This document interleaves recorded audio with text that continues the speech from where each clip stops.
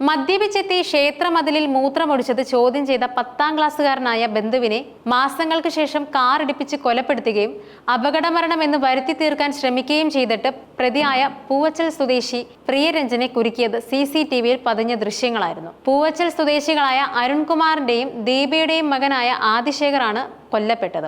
15 വയസ്സായിരുന്നു ആദിശേഖറിനുണ്ടായിരുന്നത്. 2023 ഓഗസ്റ്റ് 30-നാണ് ആദിശേഖർ കാറിടിച്ച് കൊല്ലപ്പെടുന്നത്. ആദിശേഖർ കൂട്ടുകാർക്കൊപ്പം പുളിങ്കോട് ക്ഷേത്ര ഗ്രൗണ്ടിൽ കളി കഴിഞ്ഞ് ബോൾ ഷെഡിൽ സൂക്ഷിച്ച ശേഷം മടങ്ങുമ്പോഴായിരുന്നു സംഭവം നടക്കുന്നത്. കാർ കയറ്റി കൊലപ്പെടുത്തുന്നതിന്റെ ഞെട്ടിക്കുന്ന ദൃശ്യം പുളിങ്കോട് ക്ഷേത്രത്തിലെ CCTV ക്യാമറയിൽ നിന്നാണ് ലഭിച്ചത്. മാമ, ഇവിടെ മൂത്രമൊഴിക്കുന്നത് ശരിയാണോ എന്ന ആദിശേഖറിന്റെ നിഷ്കളങ്കമായ ചോദ്യത്തിൽ നിന്നുണ്ടായ പകയാണ് കൊലപാതകത്തിലേക്ക് എത്തിയത്. കൂടെ ഉണ്ടായിരുന്ന കുട്ടിയിൽ നിന്നും ആദിശേഖർ സ്വന്തം സൈക്കിൾ വാങ്ങി കയറാൻ തുടങ്ങിയതിനിടെ പിന്നാലെ വേഗത കുറച്ചു വന്ന ഇലക്ട്രിക് കാർ വേഗത കൂട്ടി കുട്ടിയെ ഇടിച്ചു തെറിപ്പിച്ചതിനു ശേഷം കടന്നു പോവുകയായിരുന്നു. പ്രതി പ്രിയരഞ്ജൻ സ്ഥിരം മദ്യപാനിയാണെന്നും സംഭവ സമയത്തും മദ്യപിച്ചിരുന്നതായും മുൻകൂട്ടി പദ്ധതിയിട്ട കൊലയാണെന്നും പോലീസ് അന്വേഷണത്തിൽ തെളിഞ്ഞിരുന്നു.